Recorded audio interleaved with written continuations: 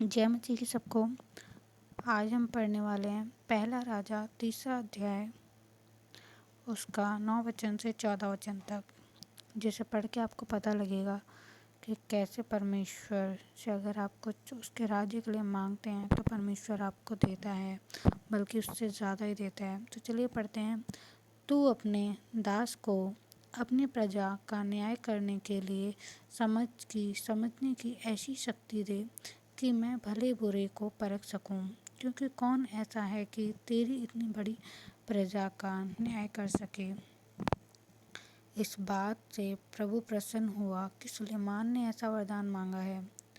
तब परमेश्वर ने उससे कहा, इसलिए कि तूने यह वरदान मांगा है और ना तो दीर्घायु और ना धन और ना अपने शत्रुओं का नाश मांगा है, परंतु समझने के विवेक का वरदान मांगा है। इसलिए सुन, मैं तेरे वचन के अनुसार करता हूँ, तुझे बुद्धि और विवेक से भरा मन देता हूँ, यहाँ तक कि तेरे समान ना तो तुझसे पहले कोई कभी हुआ और ना बाद में कोई कभी होगा। फिर जो तूने नहीं मांगा अर्थात धन और महिमा, वह भी मैं तुझे यहाँ तक देता हूँ कि तेरे जीवन भर कोई राजा तेरे तुल्य न होगा।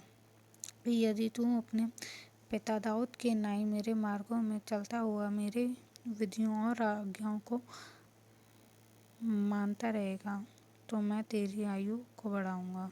हालेलुया। तो इससे आपको पता चलता होगा, मुझे भी पता चला है कि अगर हम परमेश्वर के राज्य के लिए कुछ मांगते हैं तो हमें मिलता है। यहाँ पे सुलेमान ने अपने आप को इस लायक भी नहीं समझा कि वो उसकी प्रजा का न्याय कर सके, अपने आप को बहुत छोटा समझा। तो उसने परमेश्वर से धन दौलत कुछ नहीं मांगा, बुद्धि मांगी सिर्फ, ताकि वो अपनी प्रजा का न्याय कर सके, अच्छे बुरे को जान सके। तो अगर आप भी परमेश्वर के राज्य के लिए कुछ करते हो या करना चाहते हो तो परमेश्वर आपको देगा। आप उससे मांगे, आप परमेश्वर के राज्य के खोजी बनिए। परमेश्वर आपके मांगने से पहले जानता है कि आपको क्या चाहिए।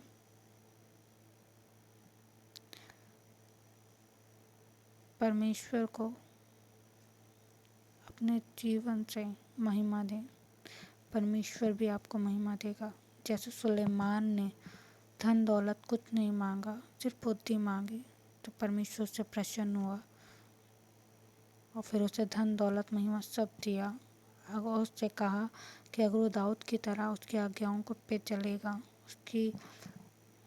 उसके मार्गों पे चलेगा, तो उसकी आयु भी बढ़ाएगा और आप जो नहीं मांगते वो भी आपको देगा। तो आपको परमेश्वर के राज्य के लिए कार्य करना है। जैसे हन्ना बाँझ थी, आपने पढ़ा होगा, और उसने शमूएल को मांगा था उसके राज्य के लिए और उसे दे दिया उसके राज्य के लिए। तो वैसे ही आपको भी करना है। अगर आप उसके राज्य के लिए कुछ मांगते हैं तो परमेश्वर आपको देगा। आप उससे मांगने वाली बनिए। हालेलुया।